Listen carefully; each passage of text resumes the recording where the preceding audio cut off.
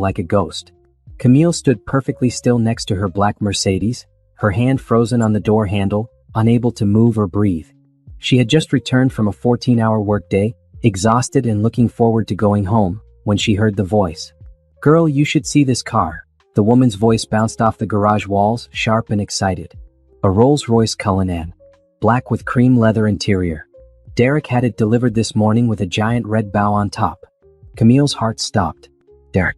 Her husband's name coming from a stranger's mouth in her company's parking garage. "I posted it everywhere." The voice continued, getting closer. Heels clicked against concrete. "His wife probably drives some basic car while I'm out here in luxury. He told me she doesn't appreciate him, that she's always busy with work and ignores him. Poor baby needed someone who actually pays attention to him." The laughter that followed felt like broken glass in Camille's chest. She pressed herself against her car, hidden behind a thick concrete pillar, invisible to the woman who was destroying her life without even knowing she was there. The best part? He used his business account. Told me he runs this huge automotive company. Girl, we're talking millions. And she has no idea he's been taking care of me for 2 years now. 2 years. The number hit Camille like a physical blow. 2 years of lies. 2 years of betrayal. 2 years of her working herself to exhaustion while her husband bought luxury cars for another woman. "Wait, let me send you a picture," the voice said, stopping just on the other side of the pillar where Camille hid. "You can see the building behind it. This is where his company is headquartered. Sterling Automotive Solutions. He's the CEO or owner or something. Either way, the man has money, and he's not afraid to spend it on me." Camille felt dizzy. Sterling Automotive Solutions. Her company. The company she had built from nothing, starting in a tiny garage 12 years ago with one employee and a dream. The company she had sacrificed everything for, worked every weekend, missed every vacation, poured her entire soul into creating.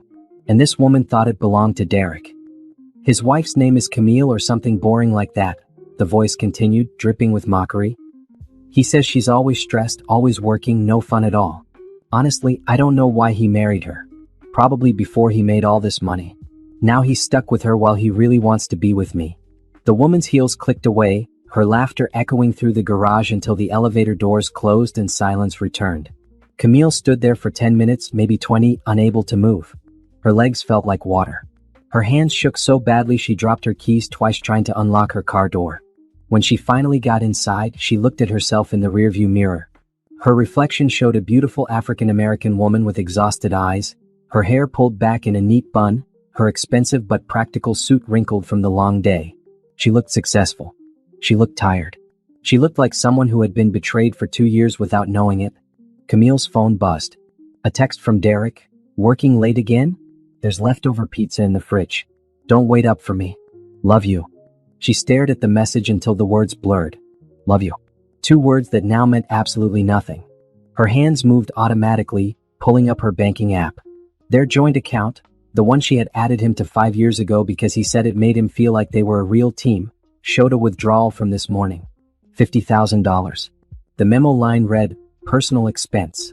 $50,000 for a car for his mistress." Money she had earned through 16-hour days, difficult negotiations, and countless sacrifices.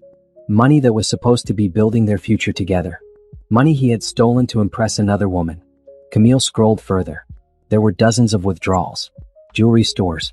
Designer boutiques. Expensive restaurants she had never been to. 5,000 here. 10,000 there. 20,000 for something listed as travel expenses. Her vision tunneled.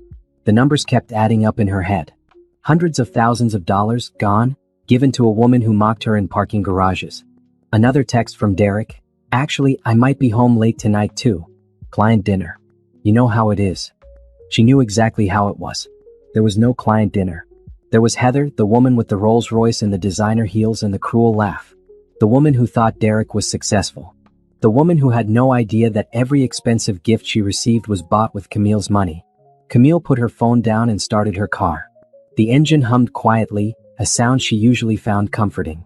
She had chosen this Mercedes herself 3 years ago, something reliable and professional for business meetings. Derek had complained that it wasn't flashy enough, that someone in her position should drive something that made a statement. She had ignored him, choosing practicality over show. Now his mistress drove a Rolls-Royce, bought with her money, from her company account. while she drove a 3-year-old Mercedes and worked until her eyes burned. The drive home felt longer than usual. Every red light gave her time to think, to remember, to piece together moments that suddenly made horrible sense. Derek's new cologne. The way he had started going to the gym and buying expensive clothes. His sudden interest in high-end restaurants and luxury brands. She had thought he was having a midlife crisis at 39. She had been patient, supportive, understanding. She had been a fool. Their house sat at the end of a quiet street in a neighborhood Camille had purchased into 5 years ago. The mortgage was in her name alone, though Derek acted like he owned it. She parked in the driveway, noting that his BMW was gone. Another thing she paid for. Another thing he used to impress his mistress. Inside, the house felt empty and cold despite the expensive furniture and tasteful decorations. Camille walked through the living room, seeing it with new eyes. The 70-inch television Derek had insisted they needed. The leather sectional that cost more than her first car. The art on the walls that he had chosen, saying it made them look sophisticated. Everything in this house, she realized, was about image. About looking successful. About pretending to be something Derek wasn't. She found the leftover pizza in the fridge, still in its delivery box. Derek had ordered from the expensive Italian place downtown, the one that charged $30 for a pizza. Another purchase on their joint account. She threw it in the trash without eating any. In their bedroom, Camille sat on the edge of the bed and finally let herself feel everything she had been holding back. The hurt came first, a wave of pain so intense she had to press her hand against her chest. She had loved this man, trusted him, built a life with him. And he had betrayed her in the worst possible way, stealing from her to fund a relationship with someone who laughed at her. But underneath the hurt, something else was growing. Something cold and sharp and focused. Anger. Not the hot, explosive kind that made people scream and throw things. This was different. This was calculated. This was the same anger that had fueled her through every obstacle in building her company. The anger that kept her going when suppliers tried to cheat her because she was a woman. The anger that made her work twice as hard as any man in her industry just to be taken seriously. This was the anger that got results. Camille pulled out her laptop and started searching. She found Heather's social media in less than 5 minutes. The profile was public, filled with photos of designer bags, expensive dinners, and luxury vacations. In the most recent post, dated just hours ago, Heather stood next to a black Rolls-Royce Cullinan with a red bow, her caption reading, "When he really loves you, he shows it. Some women get flowers. I get luxury." Heather had responded to one. A successful businessman who knows how to treat a real woman. Unlike some wives, I actually appreciate him. Camille read every post, clicked through every photo, memorized every detail. Heather worked as a sales associate at a high-end boutique downtown. She was 28, 11 years younger than Camille. She liked expensive brunches, designer shoes, and taking selfies in luxury cars. She thought Derek was rich. She had no idea what was coming. Camille opened a new document on her laptop and started typing. She listed every withdrawal from their joint account, every suspicious purchase, every lie Derek had told. Then she opened her email and sent a message to her lawyer, asking for an urgent meeting first thing tomorrow morning. Her phone buzzed again. "Derek, don't wait up. This dinner is running really late. Love you, babe." Camille looked at the message for a long moment. Then she replied, "No problem. Take your time." She meant it. He could take all the time he wanted with Heather. Because Camille was done being the wife who worked herself to death while her husband stole from her. She was done being mocked by women who didn't even know her name. She was done pretending everything was fine. The humiliation she felt tonight, standing in that parking garage listening to Heather's cruel laughter, would be the last time Derek made her feel small. Tomorrow she would start taking back everything that was hers. And Derek and his mistress were about to learn a very expensive lesson about who really owned Sterling Automotive Solutions. Camille didn't sleep that night. Instead, she sat at her home office desk with a cup of black coffee that went cold while she worked. The house stayed quiet except for the soft clicking of her keyboard and the occasional creak of the old wooden floors. Derek's text at midnight said he was staying at his friend's place because he had too much to drink at dinner. Another lie. She didn't bother responding. By sunrise, Camille had created a spreadsheet that made her stomach turn. 2 years of financial records laid out in neat rows and columns. The numbers told a story that was even worse than she thought. Derek had withdrawn $375,000 from their joint accounts over 24 months. That didn't include the charges on credit cards she had added him to, which pushed the total past $500,000. $500,000 of her money, spent on a woman who thought Derek was successful. Camille traced the pattern with growing disgust. It started small 2 years ago. 1,000 here, 1,500 there. Restaurant charges at places Camille had never been. Then it escalated. 5,000 for jewelry. 10,000 labeled as business expenses that had nothing to do with her company. 20,000 for a vacation to Miami that Derek had told her was a guy's trip with his college friends. She pulled up his social media, something she rarely checked because she was always too busy working. His privacy settings kept her from seeing much, but she created a fake account using a random name and photos pulled from a stock website. Within an hour, she had sent him a friend request from this fake profile, and Derek, trusting, stupid Derek, had accepted it. His real social media was nothing like the account he showed her. While his main profile had pictures of them together, posts about his workouts, and boring updates about sports, this hidden side of his life was completely different. There were photos at expensive nightclubs with Heather hanging on his arm. Pictures at luxury hotels. Beach vacations where Heather wore designer swimwear and Derek looked tanned and relaxed. In one photo from 6 months ago, they stood in front of the Eiffel Tower. Heather's caption read, "Paris with my love. He says we'll come back for our honeymoon someday." The post had 63 likes. Put a ring on it soon. Camille's hands clenched into fists. Paris. Derek had told her he couldn't go with her to a business conference in Los Angeles last year because he needed to stay home and handle some personal matters. Personal matters that apparently involved flying his mistress to France on Camille's money. She kept scrolling, each image another punch to her chest. Derek and Heather at a basketball game in courtside seats. Derek and Heather at a fancy steakhouse with a bottle of wine that probably cost more than most people's weekly salary. Derek and Heather on a yacht, both holding champagne. On these posts made everything worse. Derek's friends, men Camille had met at barbecues and looking good, bro? That's what I'm talking about. Living your best life. They all knew. Derek's entire friend group knew he had a mistress, and none of them had said a word to Camille. They had come to her house, eaten her food, and stayed silent while Derek made a fool of her. At 7 in the morning, Camille showered and dressed in her sharpest navy blue suit. She applied her makeup with careful precision, making sure she looked powerful and in control. By 8, she was sitting in her lawyer's office. Monica Bradford had been Camille's attorney for 8 years. She was a sharp woman in her 50s who had built her reputation destroying unfaithful spouses in divorce court. Her office walls were covered in degrees and awards, but the thing Camille appreciated most was the box of tissues on her desk that Monica never mentioned and never moved. "Tell me everything," Monica said, her pen already moving across a legal pad. Camille laid it all out. The overheard conversation in the parking garage, the financial records, the social media posts, the lies spanning 2 years. Monica listened without interrupting, her expression growing darker with each detail. "He's been committing financial fraud," Monica said when Camille finished. "Withdrawing money from business accounts for personal use without your consent as the sole owner. That's embezzlement. The personal withdrawals from joint accounts are different, but we can argue financial infidelity and demand full reimbursement in the divorce settlement." "I want more than reimbursement," Camille said, her voice steady. "I want him to understand exactly what he's done.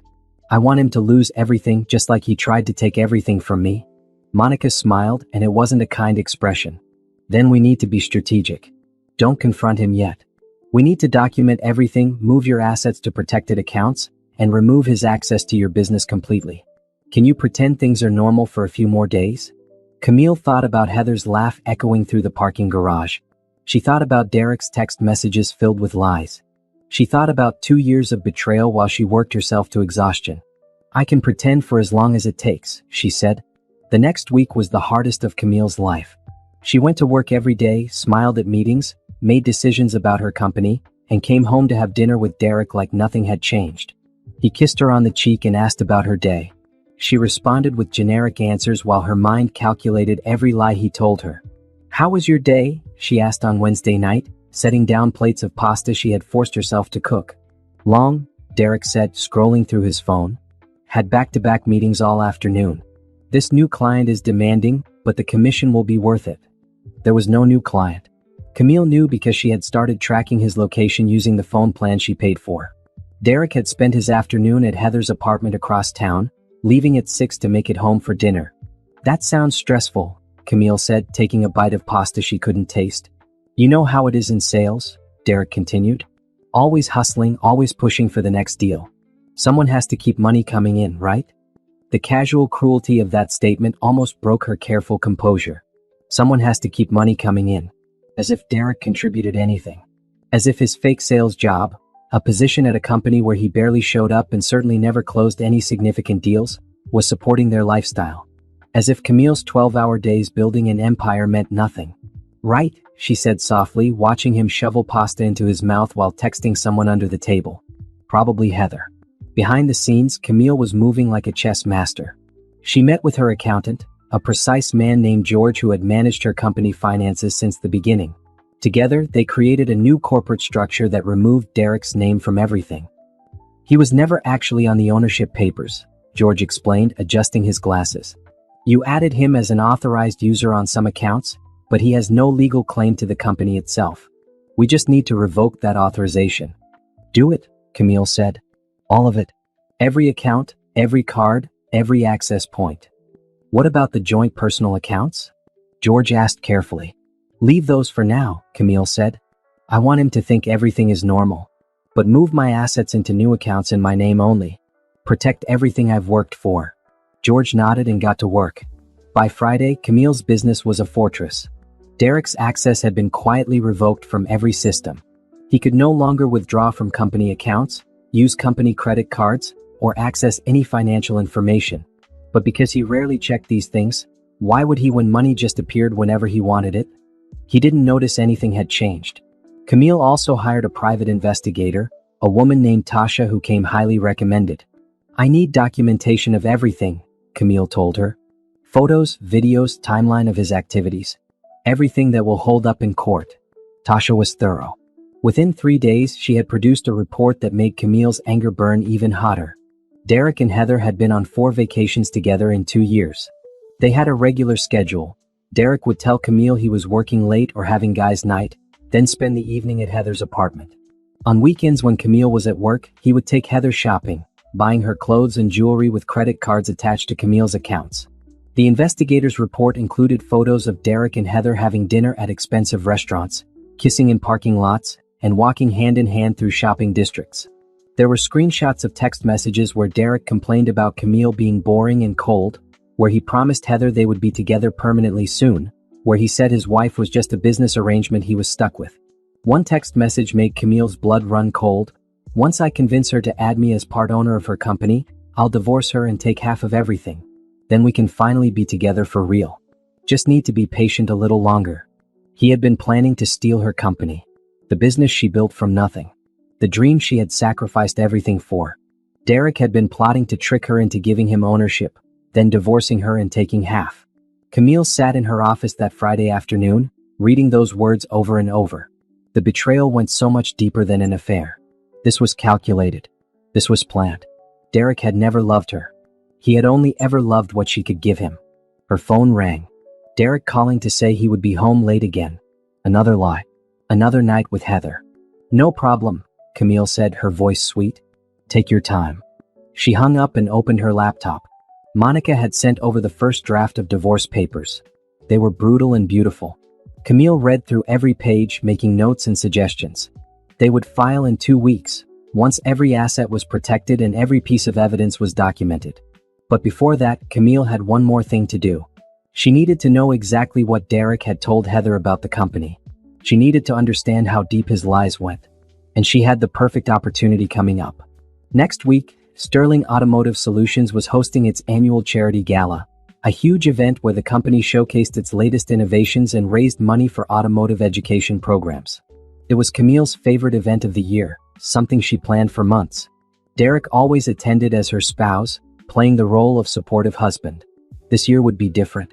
This year, Camille was going to make sure certain people received invitations who never had before. She pulled up her contact list and started typing. It was time for Heather to see exactly who owned Sterling Automotive Solutions. And it was time for Derek's lies to come crashing down in the most public way possible. Monday morning started like any other. Camille arrived at Sterling Automotive Solutions at 6:30, 2 hours before most of her staff. She liked these quiet mornings when the building was empty, when she could walk through her company and remember why she started this journey. The lobby always impressed her, sleek modern design with her company logo prominently displayed on the wall behind the reception desk. This was hers. She had built this. Her office was on the top floor with floor-to-ceiling windows overlooking the city. Camille stood there now with her coffee, watching the sunrise paint the sky in shades of orange and pink. Her reflection in the glass showed a woman who looked calm and professional, but inside, her mind was working through every detail of her plan. The charity gala was in 10 days. She had already sent out most of the invitations weeks ago, but this morning she had a special list to complete. Camille pulled up her computer and opened the guest management system. She found Heather's name in the company database. Apparently Derek had added her as a contact at some point, probably planning to invite her to events eventually. The email address was there. The phone number too. Camille created an invitation and hit send. You are cordially invited to Sterling Automotive Solutions Annual Charity Gala. Black tie event. Please RSVP. The invitation didn't mention who was sending it. It just came from the company's general events email. Heather would probably think Derek had arranged it, another sign of his supposed power and influence. She would show up expecting to be treated like royalty, the girlfriend of an important man. That thought made Camille smile for the first time in days. Her phone buzzed. A text from Derek. Morning, babe. Left early for a breakfast meeting. See you tonight. There was no breakfast meeting. Tasha the investigator had already sent Camille an update. Derek was at Heather's apartment. He had been there since last night, despite telling Camille he was working late. The lies just kept coming, each one making it easier for Camille to do what needed to be done. She spent the morning in meetings with her department heads, discussing production schedules and the new electric vehicle line they were developing. Sterling Automotive Solutions wasn't a car manufacturer. They designed and produced high-end automotive parts and systems that major manufacturers purchased for luxury vehicles. It was a specialized market that Camille had broken into through pure determination and innovation. The European contracts are looking solid, her sales director reported.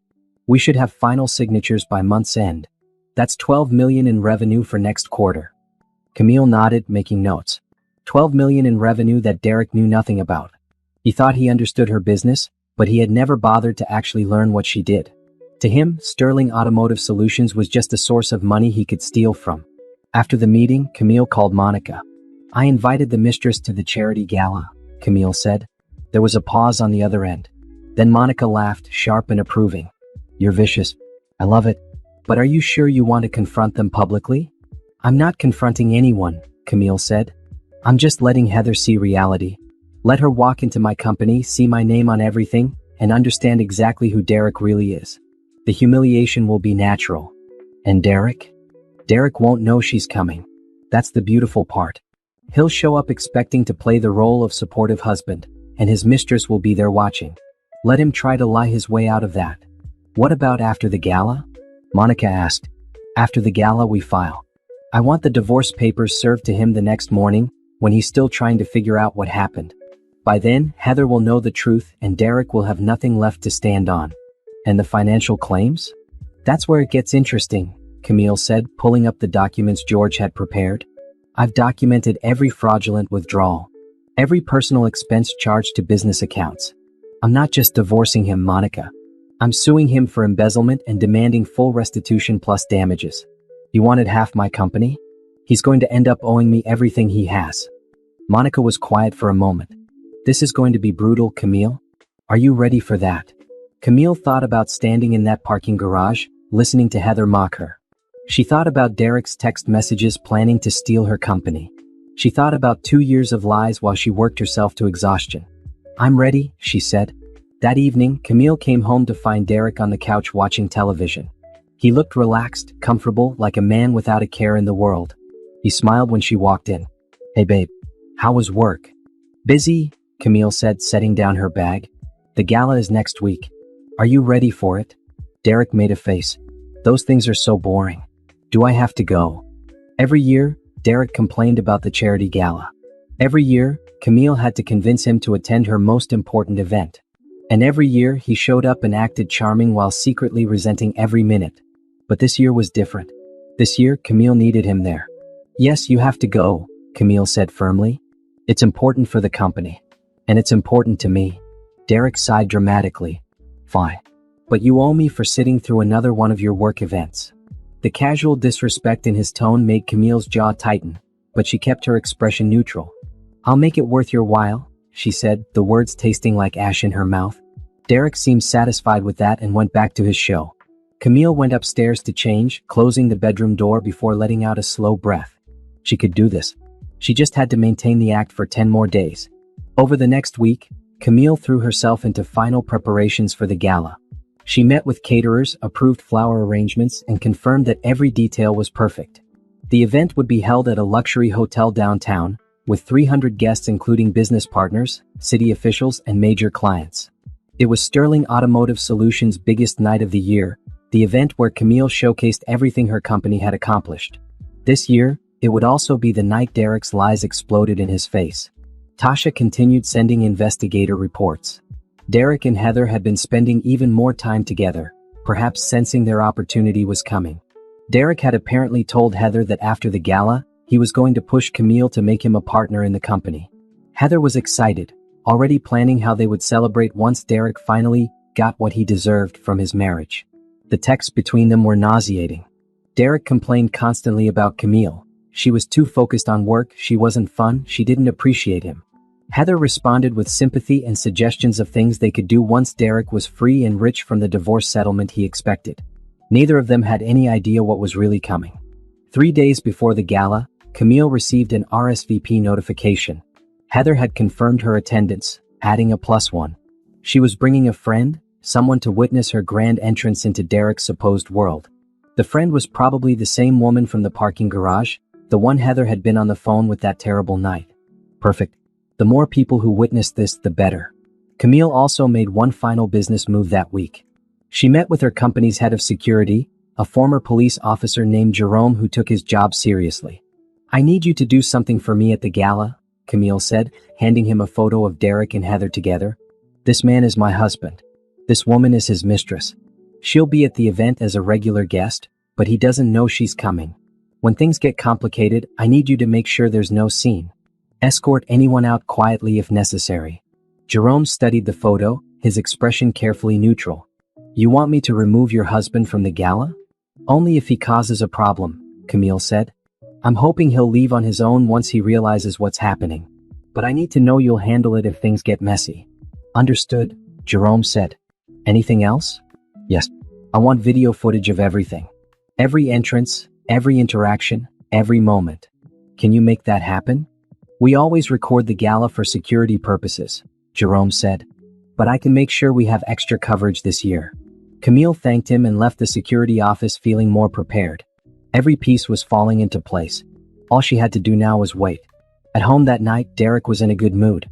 He had just gotten off the phone with someone, probably Heather, and was smiling at his phone like a fool. "What's got you so happy?"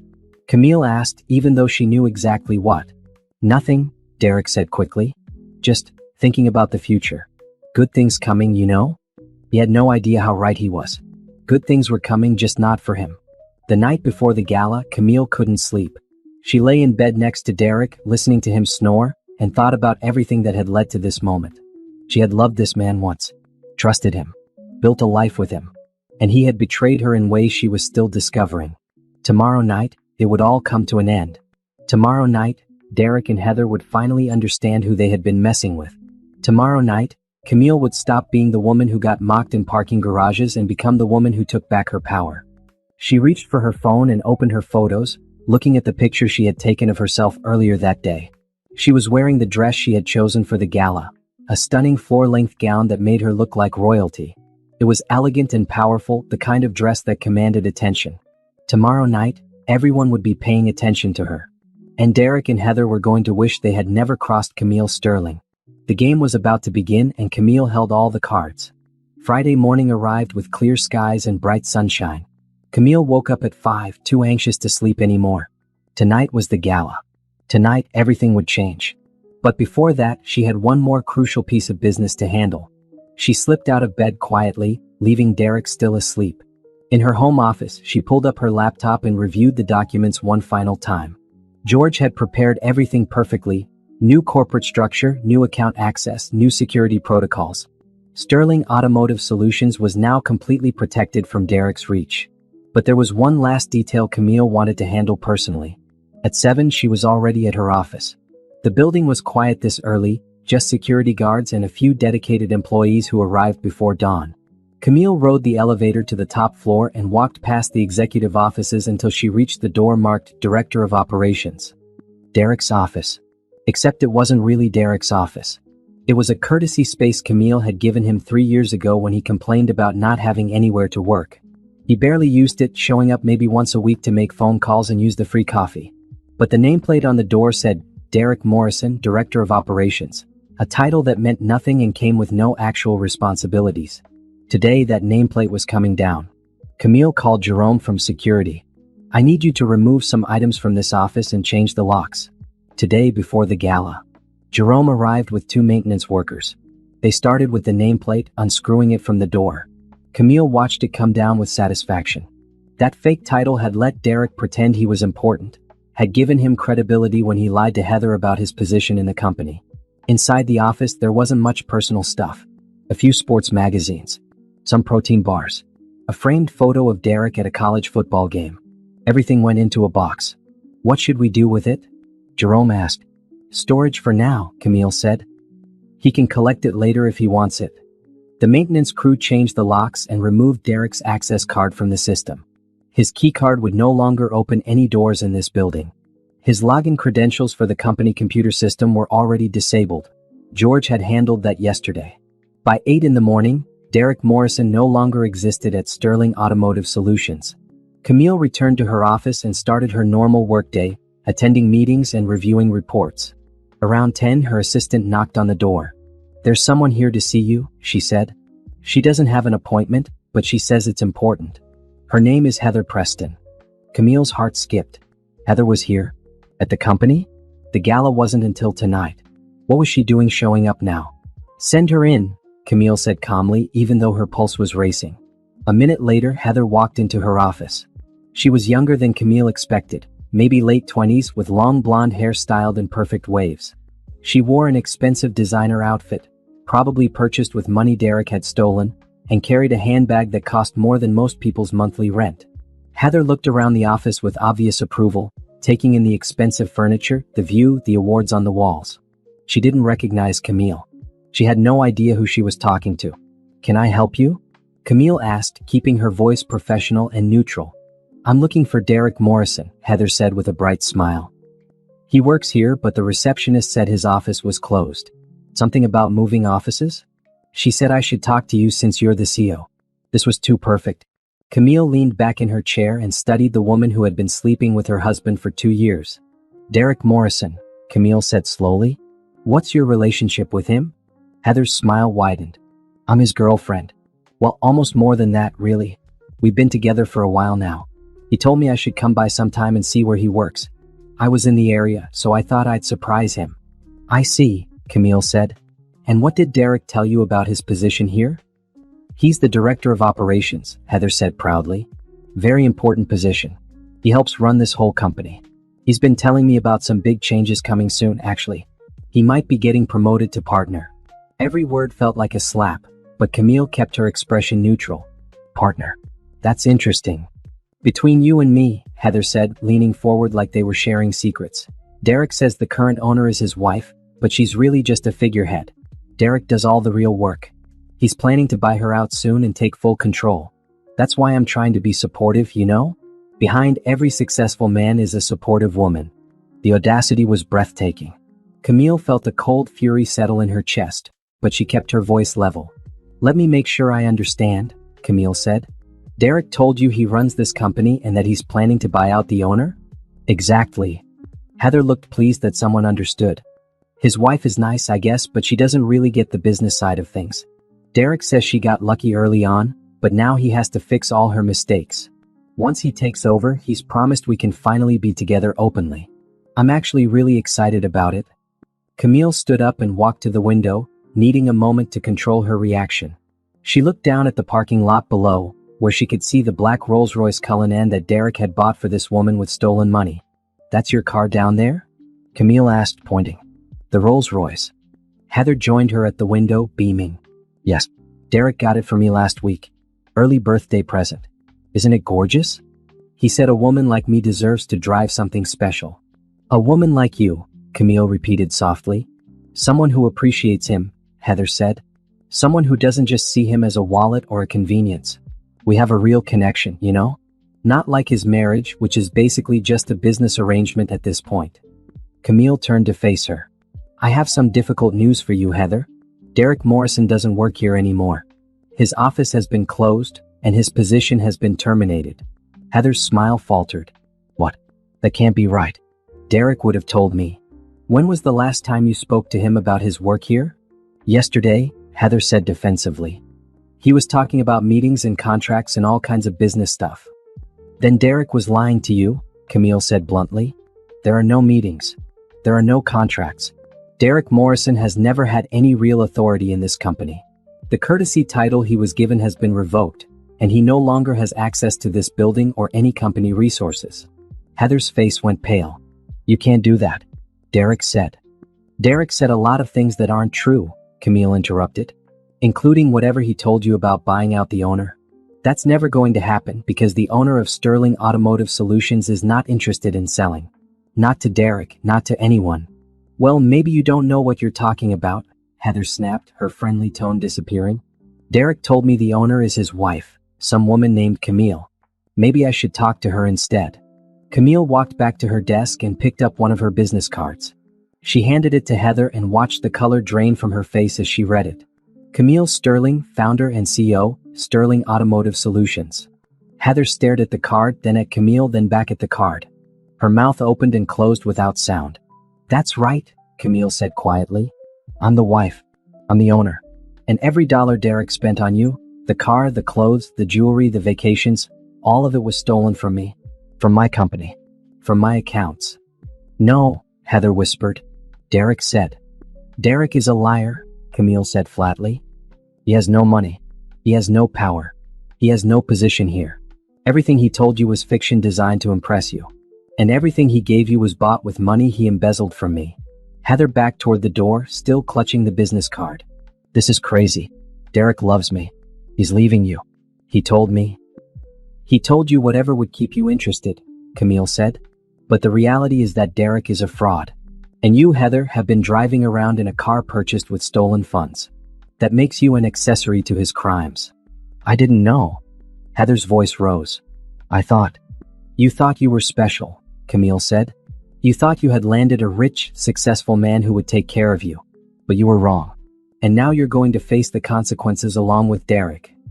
Heather turned and practically ran from the office. Camille watched her go, feeling a grim satisfaction.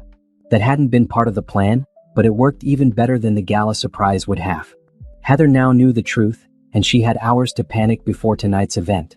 Camille sat down at her desk and called Monica. Small change of plans, she said. Heather just showed up at my office looking for Derek. She knows everything now. How did she take it? Monica asked. About as well as you'd expect. Lots of denial. But the truth is sinking in. What about Derek? Does he know she was there? Camille checked her phone. No messages. Not yet. This is going to be interesting. What do you want to do about tonight? Everything proceeds as planned, Camille said firmly. Let Heather decide if she still wants to come to the gala knowing what she knows. Let Derek show up expecting a normal evening. I want to see how they both handle the pressure. After hanging up, Camille tried to focus on work, but her mind kept drifting to Heather's shocked face when she realized who Camille was. The woman had walked into this office so confident, so sure of her place in Derek's life. And in 5 minutes, Camille had destroyed that confidence completely. Felt good. It felt like power. Around 3 in the afternoon, Camille's phone buzzed. Derek calling. She let it ring 4 times before answering. Hey, she said. Hey, babe. Derek's voice sounded strained. Have you been at the office all day? Of course. Why? No reason. Just checking in. We're still going to the gala tonight, right? Yes. Why would that change? It wouldn't, Derek said quickly. I just wanted to make sure. What time should I meet you? The event starts at 7. I'll be there early to oversee setup. You can come whenever you're ready. Okay, sounds good. See you tonight. He hung up abruptly. Camille smiled. Heather had definitely told him about her visit. Derek was panicking, trying to figure out what Camille knew and what she didn't. He was probably scrambling to come up with explanations, preparing lies to cover his lies. It wouldn't matter. Tonight, at the gala, everything would become crystal clear. Camille spent the rest of the afternoon preparing. She left the office at 5 to go home and get ready. The dress she had chosen was perfect, a deep emerald green that complemented her skin tone beautifully. She styled her hair in an elegant updo and applied her makeup carefully. When she looked in the mirror, she saw a woman who looked like she owned the room. Because she did. Derek wasn't home when she left. He had texted saying he was getting ready at a friend's place to save time. Another lie. He was probably with Heather, trying to convince her that everything was fine, that Camille didn't know anything important. They would both learn differently tonight. Camille arrived at the hotel at 6. The ballroom was already transformed into an elegant showcase of her company's success. Silver and white decorations created a sophisticated atmosphere. Tables were arranged perfectly, each with centerpieces featuring small automotive parts turned into art pieces. The stage at the front of the room had a massive screen displaying the Sterling Automotive Solutions logo. Everything was perfect. Everything was ready. At 6:45, guests started arriving. Business partners in tuxedos with their spouses in evening gowns. City officials and local celebrities. Important clients and company employees.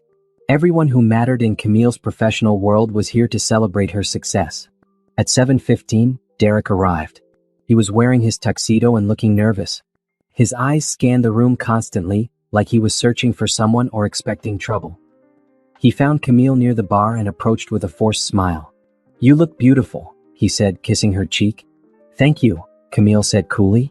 "Enjoy the evening." She walked away before he could say anything else, leaving him standing there looking confused. Let him wonder. Let him worry. At 7:30, Heather arrived.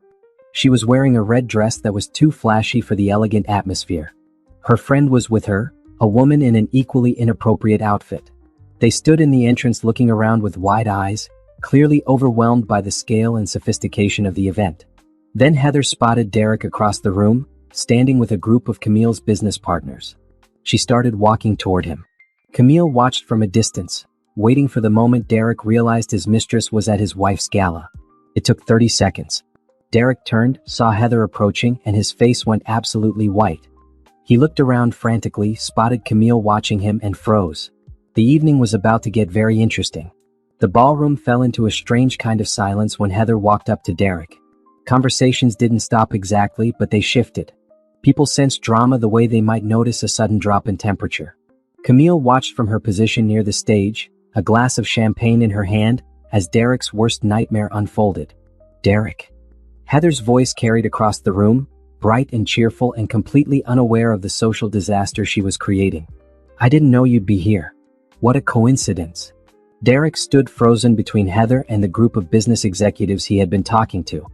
His face had gone from white to red, sweat appearing on his forehead despite the cool air conditioning. He opened his mouth, but no words came out. One of the executives, a man named Harold who had partnered with Sterling Automotive for years, raised an eyebrow. "Friend of yours, Derek?" We. Derek stammered, looking desperately toward Camille. Camille stayed exactly where she was, sipping her champagne, watching. Heather finally seemed to notice something was wrong. Her smile faltered as she looked between Derek and the executives. "Is everything okay? Who are you?" Harold asked directly. "I'm Heather," she said, regaining some confidence. "Derek's girlfriend." The word hung in the air like smoke. Several nearby conversations actually did stop this time. People turned to look. Derek looked like he wanted the floor to open up and swallow him. "Girlfriend," Harold repeated, his tone making it clear he understood exactly what was happening. He glanced at Derek with open disgust, then looked around until he found Camille. "My apologies, Camille. I didn't realize your evening was going to include this kind of entertainment." He walked away from Derek, heading straight toward Camille. Two other executives from the group followed him, leaving Derek standing alone with Heather. "That was uncomfortable," Harold said quietly when he reached Camille. "I'm sorry you had to deal with that." "Don't be," Camille said calmly. "I invited her." Harold's eyes widened. "You what?" "I wanted her to see the truth," Camille explained. "She's been under the impression that Derek is someone important. Tonight she gets to learn differently." A slow smile spread across Harold's face. "You're vicious. I respect that." Across the room, Heather was starting to understand that something was very wrong. She grabbed Derek's arm, pulling him toward a quiet corner. Camille couldn't hear what they were saying, but Derek's body language screamed panic. He kept shaking his head, gesturing wildly, looking around like he was trapped. Heather's friend joined them, and the three of them formed a tense huddle. More people were noticing now, whispering behind their hands, pointing. Camille's employees looked confused. Most of them had no idea Derek was married to their boss. They had seen him around occasionally but assumed he was just some associate. Jerome from security appeared at Camille's elbow. "Do you want me to escort them out?" "Not yet," Camille said. "Let them stay a little longer. I want to make sure the lesson sticks." The evening continued around the drama. Dinner was served and people found their seats. Camille sat at the head table with her key executives and board members. Derek sat at a table near the back, alone. Heather and her friend had taken seats at a different table, looking increasingly uncomfortable as they realized everyone was staring at them. Halfway through dinner, Camille stood up to give her speech. The lights dimmed and a spotlight focused on the stage. She walked up confidently, every eye in the room on her. The massive screen behind her displayed Sterling Automotive Solutions logo, then shifted to show photos from the company's history. "Good evening, everyone," Camille began, her voice clear and strong. "Thank you all for being here tonight to celebrate 12 years of Sterling Automotive Solutions." She clicked to the next slide, showing a photo from the company's beginning, a tiny garage workshop where she had built her first prototype. 12 years ago, I started this company with nothing but an idea and a determination to succeed. I worked 16-hour days in that garage, learning everything I could about automotive engineering, business management, and manufacturing. When suppliers wouldn't take me seriously, I found new suppliers. When banks wouldn't give me loans, I saved every penny until I could fund myself. The slides continued, showing the company's growth. From that tiny garage to a small warehouse. From 5 employees to 50. From local clients to national contracts. "This company exists because I refused to give up," Camille continued. "Because I believed in my vision even when no one else did. Because I was willing to sacrifice everything to make it real." She paused, letting the weight of those words settle. In the audience, Derek had gone very still. Heather was whispering urgently to her friend. "Many people have tried to take credit for Sterling Automotive's success over the years," Camille said, her tone hardening slightly. "People who did none of the work but wanted all of the glory. People who saw my company as something they could exploit for their own benefit." The room was completely silent now. Everyone could feel the shift in Camille's tone. "But the truth is simple," she said firmly. "Sterling Automotive Solutions was built by me, is owned by me, and will always be mine alone. No one else has any claim to this company. No one else has contributed to its success in any meaningful way. And no one else deserves recognition for what I have accomplished." She clicked to a slide showing the company's current worth, a number that made several people gasp. $250 million in annual revenue. Offices in 4 states. Over 800 employees. International contracts with major automotive manufacturers worldwide. "This is what hard work looks like," Camille said. "This is what happens when you refuse to let other people steal your dreams. This is the result of 12 years of dedication, sacrifice, and unwavering focus." She clicked to the final slide, which showed her standing in front of the company headquarters, her name prominently displayed on the building. "I am Sterling Automotive Solutions," she said. "And I always have been." The applause that followed was thunderous. People stood up, clapping and cheering. Camille's employees looked proud. Her business partners looked impressed. Her investors looked satisfied. Derek looked destroyed. Heather looked like she finally understood what she had walked into. Camille descended from the stage and returned to her table, accepting congratulations from everyone around her. She didn't look at Derek. She didn't acknowledge Heather. She simply continued with her evening as if they didn't exist. During the dessert course, Heather stood up abruptly and rushed toward the exit. Her friend hurried after her, looking embarrassed. Through the floor-to-ceiling windows, Camille could see them in the hotel lobby, Heather crying while her friend tried to comfort her. Derek stayed in his seat, staring at his untouched plate. No one approached him. No one wanted to be associated with the man who had tried to steal credit from Camille Sterling. Around 9, the gala began winding down. People started saying their goodbyes, thanking Camille for a wonderful evening. She smiled and accepted their praise, playing the role of gracious host perfectly. Harold approached her one last time before leaving. "That was quite a statement you made tonight. Should we expect any other changes at Sterling Automotive?" "Several," Camille said. "I'll be sending out announcements next week about new corporate structure and personnel changes. Derek Morrison will no longer be associated with the company in any capacity." "Good," Harold said bluntly. "He was always a leech." We all knew it.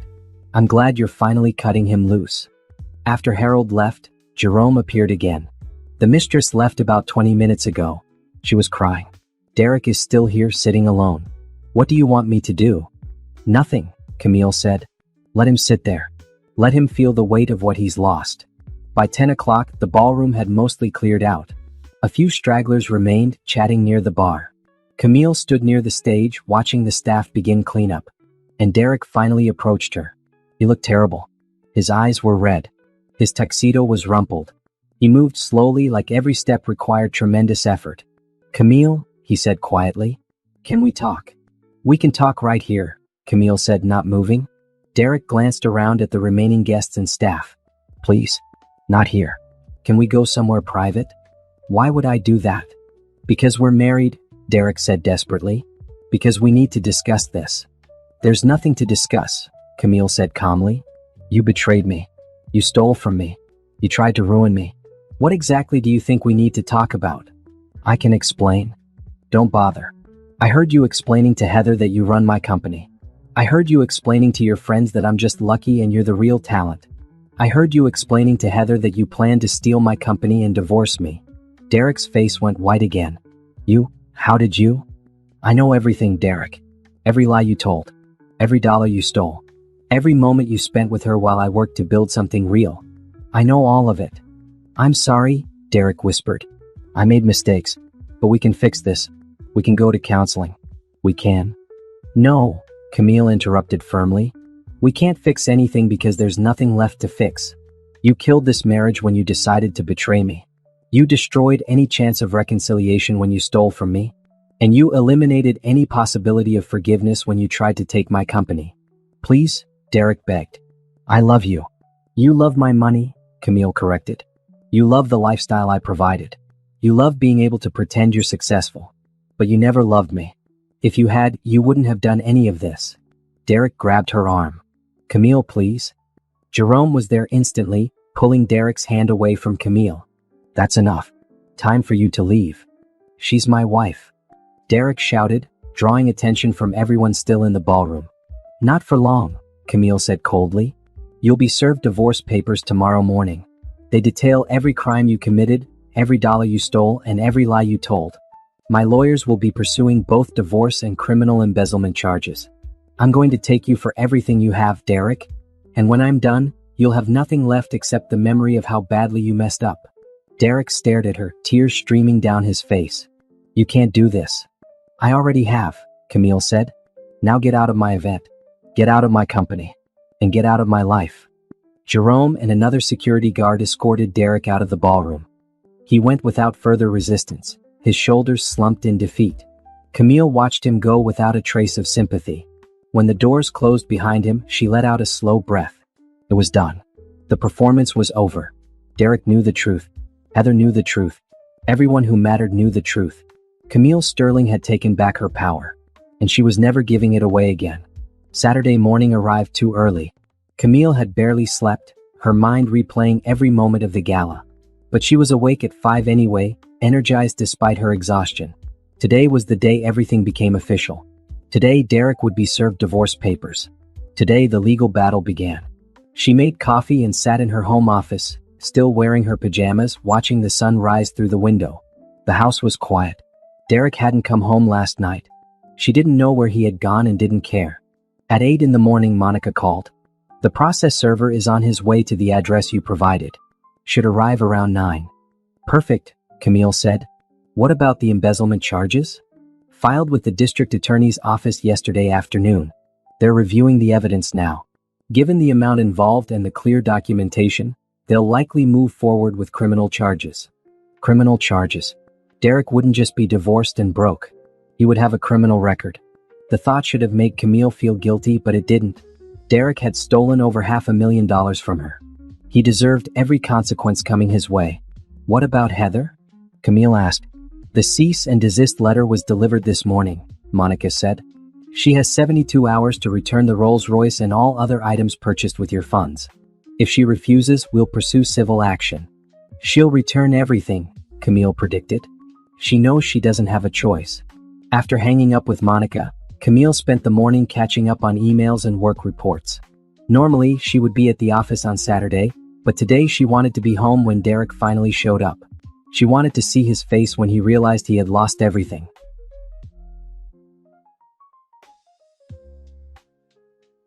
At 6, Derek's phone must have run out of battery or he gave up, because he started his car and drove away. Camille watched the taillights disappear and felt nothing. Sunday was quieter. Camille spent the day at home, deliberately not checking her phone or thinking about Derek. She read a book, watched television, and took a long bath. Self-care, her therapist would have called it.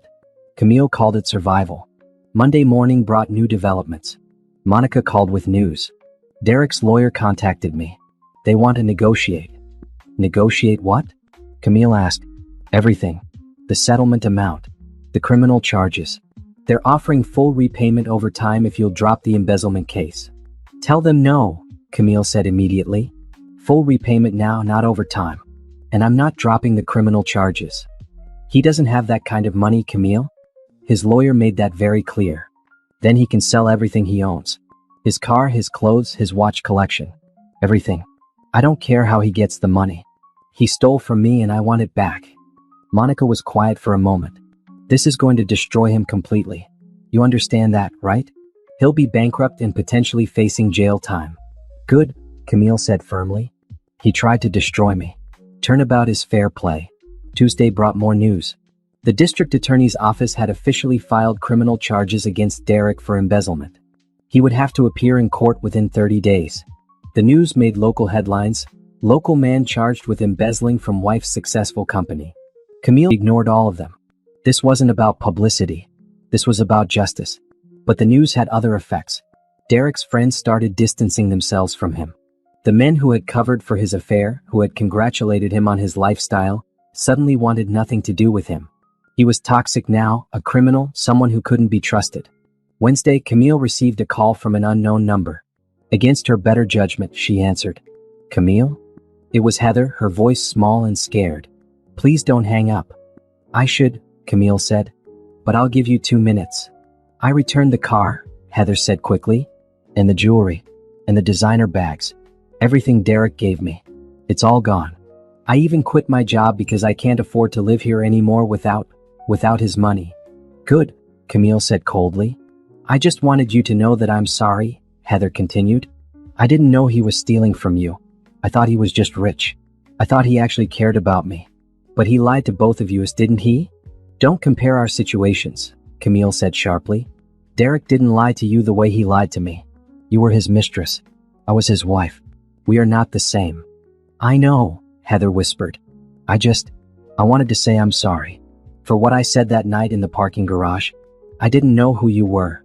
Yes, you did, Camille corrected. You knew I was Derek's wife. You just didn't care. You mocked me without knowing anything about me or my life. You laughed about stealing another woman's husband.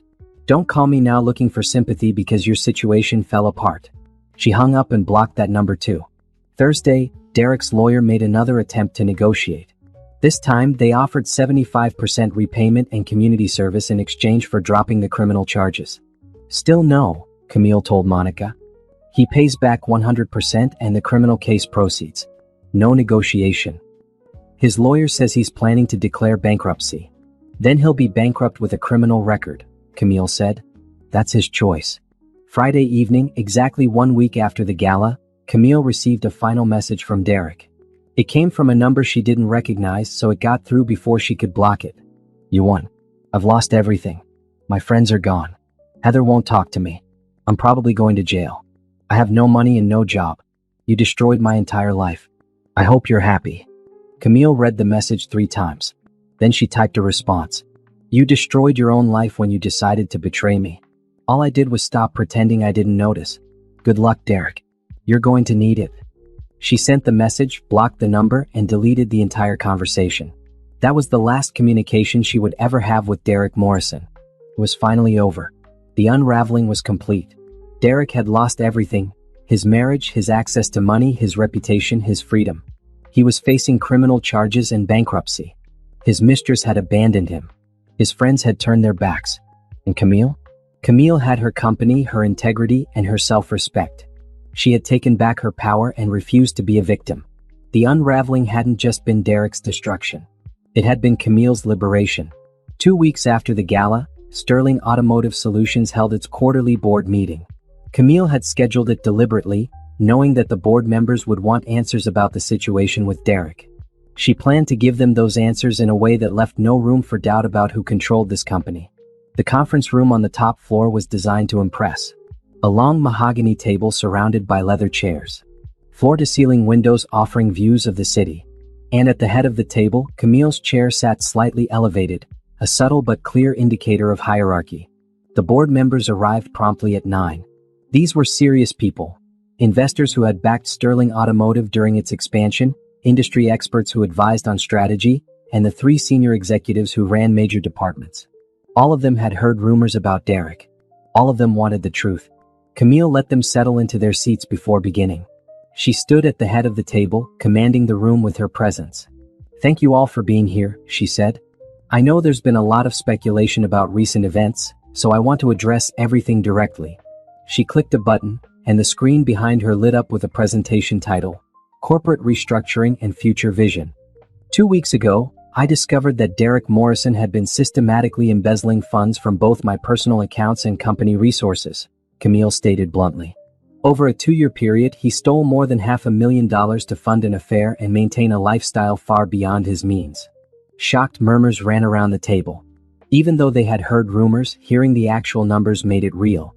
"I have filed for divorce and pressed criminal charges," Camille continued. "The district attorney is pursuing embezzlement charges, and I am seeking full restitution through civil court. Derek Morrison no longer has any connection to Sterling Automotive Solutions and will never be associated with this company again."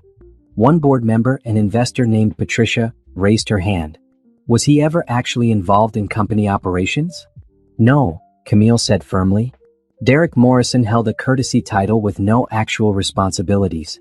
He was given access to certain resources as my spouse, access he abused for personal gain. But he never contributed to this company's success in any meaningful way." Another board member spoke up, an industry veteran named Thomas. "Some of us were under the impression that Derek played a role in business development." "That impression was false," Camille said.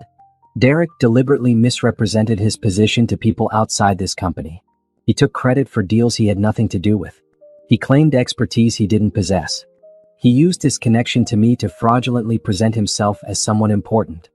She clicked to the next slide, showing Sterling Automotive's actual organizational chart.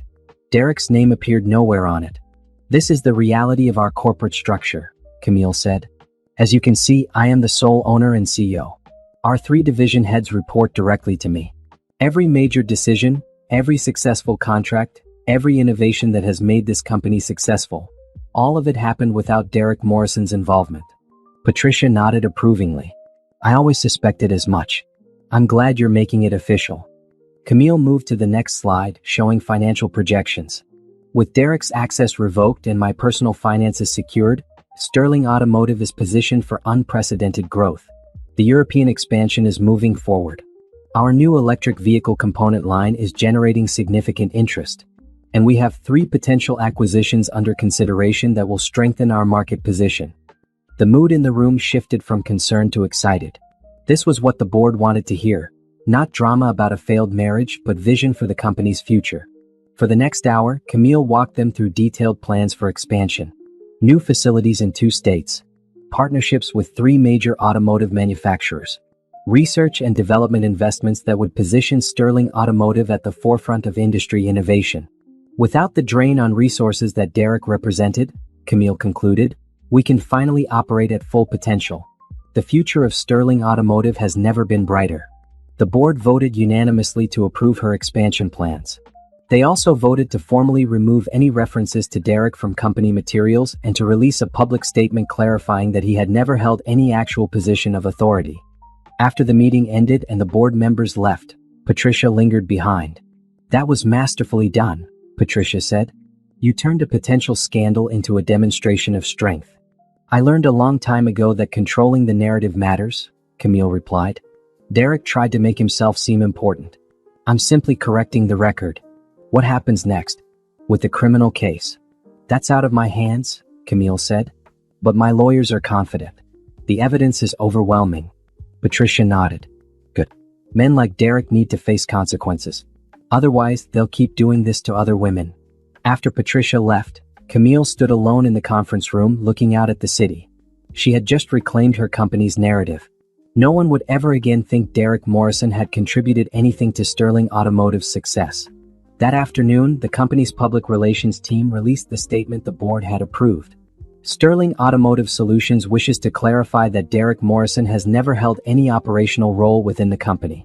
Mr. Morrison had no involvement in business development, strategic planning, or day-to-day operations.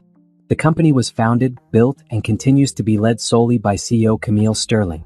Mr. Morrison is no longer affiliated with Sterling Automotive Solutions in any capacity. The statement was brief, professional, and devastating. It appeared on the company website, was sent to all business partners, and was picked up by industry publications. By evening, Camille's phone was buzzing with messages of support from colleagues and business associates. People she had worked with for years were reaching out to say they never believed Derek's claims anyway, that they always knew she was the real force behind Sterling Automotive. One message came from Harold, the executive from the gala. Saw the statement. Perfect response. You're handling this with impressive grace. Looking forward to our continued partnership. Camille appreciated the support, but she knew the truth. Half of these people probably had believed Derek's lies. They had probably thought he contributed something. But now that the truth was public, they were all rewriting their memories to seem more perceptive than they had been. It didn't matter. What mattered was that the record was now correct. Sterling Automotive Solutions belonged to Camille Sterling, and everyone knew it. Later that week, Camille gave an interview to an industry publication. The reporter asked carefully about Derek, clearly hoping for dramatic quotes. I prefer to focus on the company's future rather than past mistakes, Camille said diplomatically. Sterling Automotive has exciting developments ahead, and that's where my energy is directed. But surely the situation with your husband affected the company? The situation with my former husband revealed the importance of protecting what you build, Camille replied. It reinforced my commitment to maintaining complete control over my company and ensuring that credit goes where it's actually deserved. The reporter pressed further. Do you have advice for other women entrepreneurs dealing with similar situations? Camille considered the question carefully. Trust your instincts. Document everything. Don't let anyone take credit for your work. And remember that you don't owe anyone access to what you've built, not even family members. Your success is yours to protect. The interview was published the following week with the headline, Camille Sterling on Building an Empire and Protecting What's Yours. It focused primarily on Sterling Automotive's growth and future plans, with only a brief mention of Derek's fraud. Exactly what Camille wanted. The public reveal of Derek's lies had multiple effects. Some were expected, business partners reaffirming their respect for Camille, industry colleagues reaching out with support. Others were surprising. 3 had tried to take credit for their success or steal from their businesses. These women had stayed silent, afraid of the stigma of divorce or worried about appearing weak. Camille's public stance gave them courage to take action. You showed me it was possible to fight back, one woman wrote. I'm filing for divorce next week. Thank you for being brave enough to speak up. Camille responded to each message, offering what support she could. She hadn't intended to become any kind of symbol, but if her experience helped other women, that was worth something. The local business community also took notice. Camille was invited to speak at a women's entrepreneur conference. She was featured in a magazine article about successful business owners. She received an award from the Chamber of Commerce for her contributions to the city's economy. Each recognition was gratifying but also slightly awkward. Camille knew people were paying attention now because of the scandal, not purely because of her business success. She had been running Sterling Automotive successfully for 12 years, but only now, after her personal life exploded publicly, was she getting this level of attention. Still, she used every opportunity to redirect focus to her company and its achievements. Every speech she gave emphasized hard work, innovation, and refusing to let obstacles stop you. She never mentioned Derek by name after that first industry interview. 3 weeks after the gala, Derek's criminal trial date was set. Monica called with the details. 4 months from now. The prosecution is confident. They have all the documentation they need. What about the divorce? Camille asked. Moving faster. We should have a court date within 6 weeks. Derek's lawyer is still trying to negotiate, but we're not budging on your terms. Good. What's Derek doing now? Last I heard he moved in with a friend. Lost his job. Apparently having criminal charges against you makes employers nervous. He's working part-time at a retail store, barely covering his lawyer's fees. The fall from grace was complete. Derek had gone from pretending to be a successful businessman to working retail and living on a friend's couch. All because he couldn't be satisfied with having a successful wife. He had to steal from her, cheat on her, and plot against her. Camille didn't feel sorry for him. She felt vindicated. The public reveal had done exactly what she intended. It had established the truth about Sterling Automotive Solutions. It had protected her reputation. And it had sent a clear message to anyone who might think about trying to take advantage of her in the future. Camille Sterling was not a woman to be messed with. And now everyone knew it. 6 weeks after the gala, Camille sat in a courtroom for her divorce hearing. The room was smaller than she expected, with plain walls and uncomfortable benches. She sat at one table with Monica, while Derek sat at another table with his lawyer, a tired-looking man named Gerald who had clearly taken this case out of desperation rather than confidence. Derek looked terrible. He had lost weight, his suit was wrinkled, and his eyes had dark circles under them. When he glanced at Camille, she saw no anger, just exhaustion. He looked like a man who had given up. The judge, a stern woman in her 60s named Judge Harrison, reviewed the case file with a disapproving expression. "This is quite a situation," Judge Harrison said, looking over her reading glasses at Derek. "Mr. Morrison, you're facing criminal embezzlement charges while simultaneously going through divorce proceedings. That's not a position I see often." "Yes, Your Honor," Derek said quietly. "Mrs. Sterling," the judge continued, turning to Camille. "You're seeking full dissolution of marriage, full restitution of funds totaling $547,000, and sole ownership of all marital assets. Is that correct?" "Yes, Your Honor," Camille said clearly. "The house, the vehicles, and all savings accounts are currently in my name alone. I'm requesting that remain unchanged. I'm also requesting Mr. Morrison be ordered to repay all funds he fraudulently withdrew from our accounts." Derek's lawyer spoke up. "Your Honor, my client doesn't have the means to repay that amount. He's currently unemployed and..." "Perhaps Mr. Morrison should have considered that before embezzling over $500,000, Judge Harrison interrupted drily. "Continue, Mrs. Sterling." Monica stood and presented documentation. Bank statements showing every withdrawal. Credit card statements showing purchases for Heather. Text messages where Derek bragged about his plans. Photos from social media showing the luxury lifestyle he had maintained using Camille's money. The judge reviewed each piece of evidence carefully. Her expression grew progressively darker. "Mr. Morrison," she said finally, "is any of this disputed? Did you or did you not withdraw these funds and spend them on an extramarital affair?" Derek looked at his lawyer, who shook his head slightly. There was no point denying what was clearly proven. "I did, Your Honor," Derek admitted. "And did you or did you not have authorization to use these funds for personal expenses unrelated to household needs?" I thought I could use the joint account," Derek tried. "For a Rolls-Royce?" Judge Harrison's tone was sharp. "For luxury vacations? For designer jewelry? You thought you had authorization for that?" Derek said nothing. Judge Harrison set down the papers and looked at both parties. "I'm going to be very clear about something. This court sees a lot of difficult divorces. People fall out of love. People grow apart. People make mistakes. But what I see here isn't just a failed marriage. This is systematic financial fraud perpetrated against a spouse who was working to support the family." She turned to Derek. "Mr. Morrison, you took advantage of your wife's success. You stole from her while she worked to build a business. You lied to her, cheated on her, and plotted to steal her company. And now you're sitting here asking this court for mercy because you can't afford to pay back what you stole." "Your Honor, Derek started. "I'm not finished," Judge Harrison interrupted. "Mrs. Sterling is entitled to every penny she's requesting, and frankly, she's being generous by not seeking additional damages. Here's what's going to happen." She began writing on her order sheet. "Divorce granted. All assets currently in Mrs. Sterling's name remain with her. Mr. Morrison, you are ordered to repay the full amount of $547,000 to Mrs. Sterling within 5 years, with interest. Payments of $10,000 per month will begin immediately. If you miss a single payment, the full amount becomes due immediately and your wages will be garnished." Derek's face went white. "Your Honor, I can't." "Then you shouldn't have spent the money," Judge Harrison said firmly. "Furthermore, you are ordered to return any and all items still in your possession that were purchased with Mrs. Sterling's funds. This includes your vehicle, which I see from these records was purchased using her credit." You have 48 hours to surrender that vehicle. But I need it for work, Derek protested weakly. You should have thought of that before committing fraud, the judge said without sympathy. Mrs. Sterling, is there anything else? Just one thing, Your Honor, Monica said. We'd like the court to order Mr. Morrison to cease all contact with Mrs. Sterling except through attorneys. He's been attempting to contact her repeatedly, which constitutes harassment.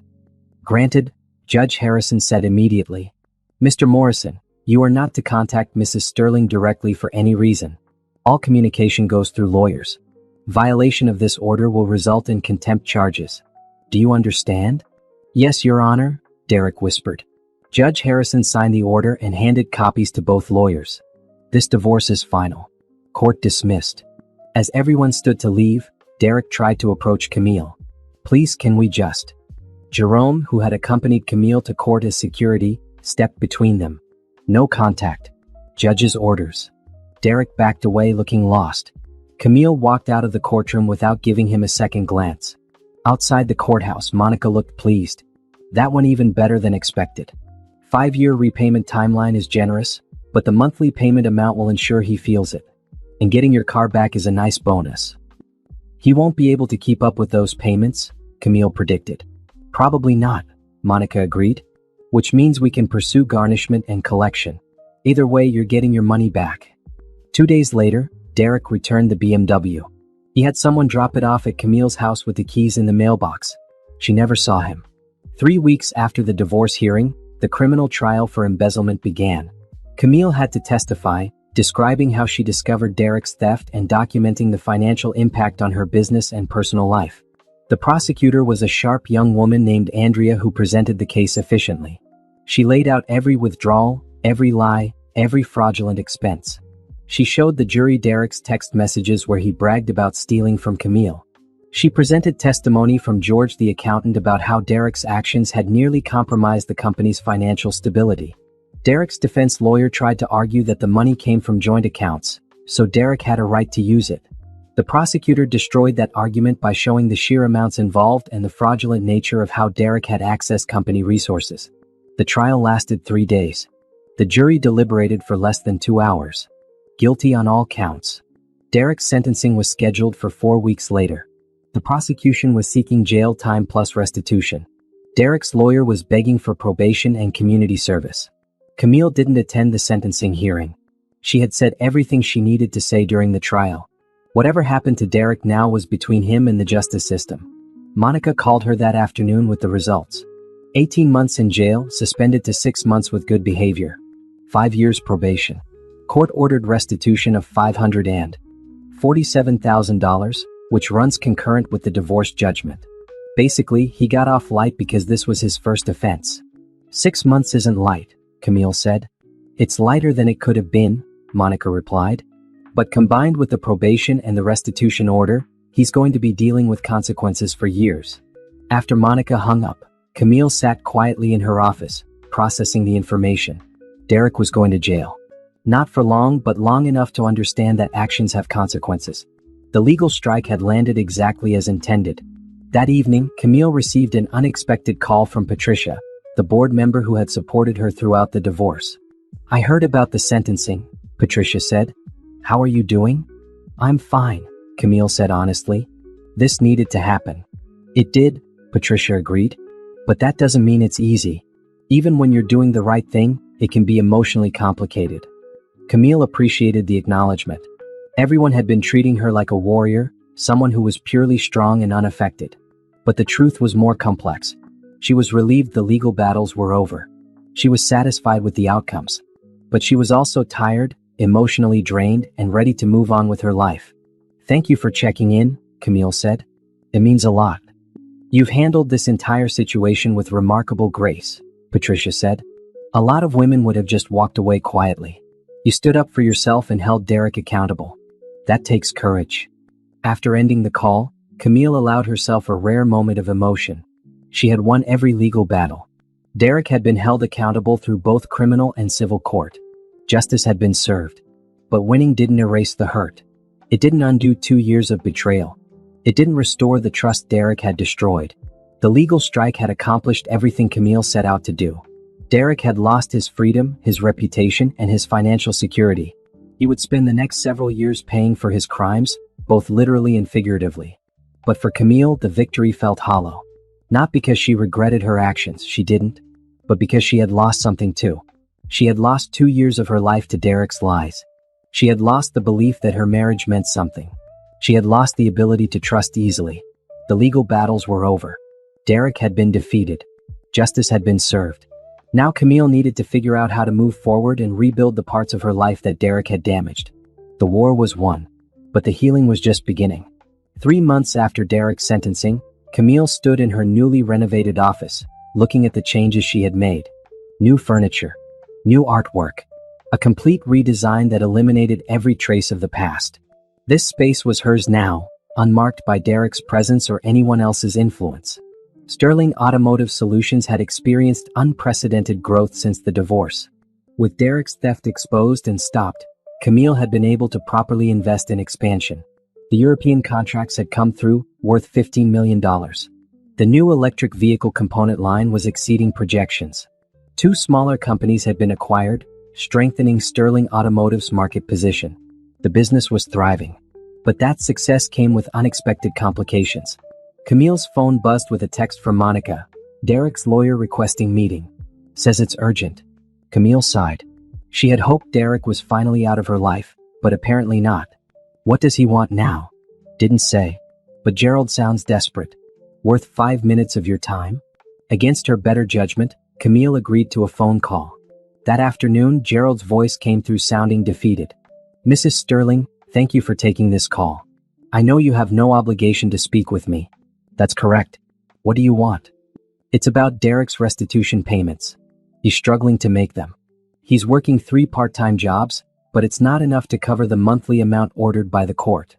That's not my problem, Camille said bluntly. He stole from me.